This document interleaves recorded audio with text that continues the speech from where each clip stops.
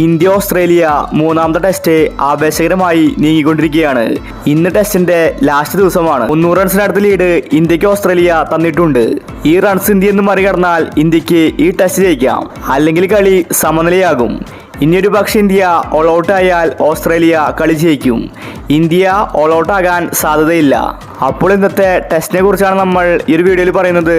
ഇതുപോലത്തെ ക്രിക്കറ്റ് ന്യൂസിന് വേണ്ടി ഈ ചാനൽ മറക്കാതെ സബ്സ്ക്രൈബ് ചെയ്യൂ. ഇന്ത്യ എന്തായാലും ഇനി കളി തോൽക്കാൻ സാധ്യതയില്ല. സമനില അല്ലെങ്കിൽ വിജയം. ഇന്ത്യക്ക് ഇനി ഈസി ആയിട്ട് വിജയിക്കാൻ സാധിക്കും. തോറ്റ കളി തിരിച്ചു പിടിച്ചത് രോഹിത് ശർമ്മയുടെ തന്ത്രം തന്നെയായിരുന്നു. ഇന്ത്യ ബൗളിംഗിൽ ഞെട്ടിച്ചു കളഞ്ഞു. സിറാജും ബുംറയുമാണ് ഇന്ത്യക്ക് കളി തിരിച്ചു പിടിച്ചു തന്നത്. രണ്ടുപേരും ഇന്ന് മികച്ച ബൗളിംഗ് ആണ് കാഴ്ചവെച്ചത്. 11 റൺസിൽ തന്നെ അവരുടെ ഓപ്പണറെ മടക്കാൻ ഇന്ത്യക്ക് സാധിച്ചു. പിന്നീട് അങ്ങോട്ട് തുടരെ വിക്കറ്റ് പോകുന്ന കാഴ്ചയാണ് കാണാൻ സാധിച്ചത്. 33 റൺസിൽ 5 വിക്കറ്റാണ് ഓസീസിന്റെ ഇന്ത്യ നേടിയത്. ഇന്ത്യയുടെ ബൗളിംഗിന് മുന്നിൽ പിടിച്ചു നിൽക്കാൻ അവർക്ക് സാധിച്ചില്ല.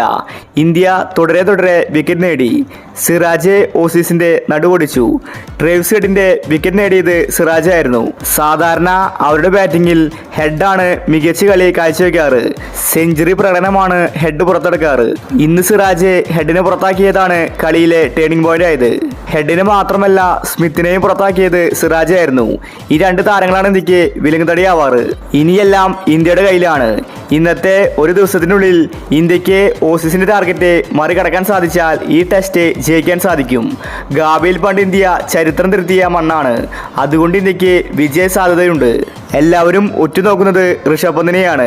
എന്നാൽ പന്ത് ഇപ്പോൾ ഫോം ഔട്ടാണ്. ഇനി സെക്കൻഡ് ബാറ്റിംഗിൽ രോഹിത് ശർമ്മയും കോഹ്ലിയും ഫോമിലേക്ക് തിരിച്ചെത്തിയാൽ ഇന്ത്യക്ക് ഈ ടെസ്റ്റ് ജയിക്കാൻ സാധിക്കും, അല്ലെങ്കിൽ കളി സമനിലയായിരിക്കും. എന്തായാലും തോൽക്കേണ്ട കളിയാണ് രോഹിത് ശർമ്മയുടെ തന്ത്രത്തിൽ തിരിച്ചു പിടിച്ചത്.